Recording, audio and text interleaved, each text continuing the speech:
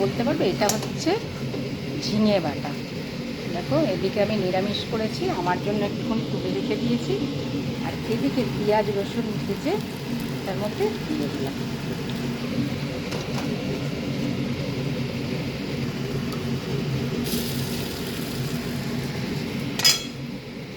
কড়াইতে আমি সব মশলাই দিয়ে দিয়েছিলাম, শুধু পেঁয়াজ আর রসুনটা ছাড়া। আর এই কড়াইতে পেঁয়াজ আর রসুনটা ভালো করে ভেজে নিয়ে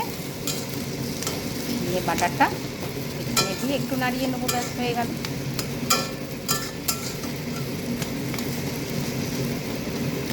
এটা আর একটু নাড়াতে হবে, তারপরে নামিয়ে নেব।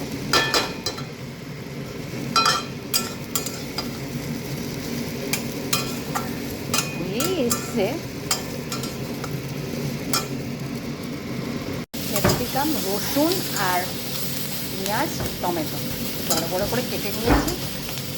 কেটে নিয়ে একটু নুন দিয়ে একটু ভাজা করে নিচ্ছি অল্প করে।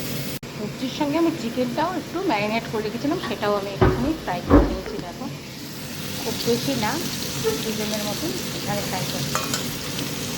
মশলাটা একটু কষিয়ে নিচ্ছি। ম্যারিনেট করেছিলাম যে মশলাটা দিয়ে, শুধু সেই মশলাটাই আছে, এখানে আমি কোনো সস দিইনি।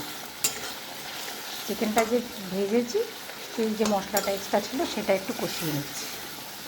হয়ে গেছে, এবার আমি চিকেন আর সবজিটা একসঙ্গে দিয়ে দিলাম। কেননা বেশিক্ষণ সময় লাগবে না, এমনিতে চিকেন, আর তারপরে সে সকালে আমি ম্যারিনেট করে রেখেছি।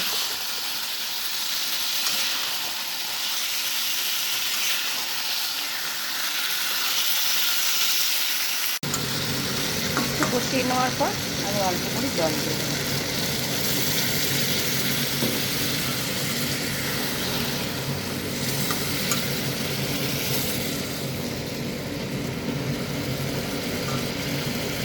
দেখো হয়ে গেছে। আমি একদম শুকনো করিনি, একটু গ্রেভি রেখেছি, কেননা ভাত দিয়ে খাবে তো সেই জন্য। আমি শুধু লাস্টে একটু গরম মশলা দিয়েছি ব্যাস।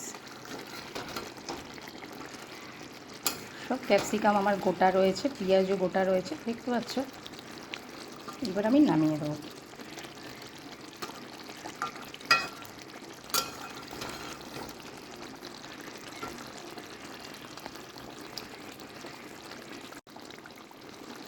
দেখো নামিয়ে নিয়েছি বাটিতে।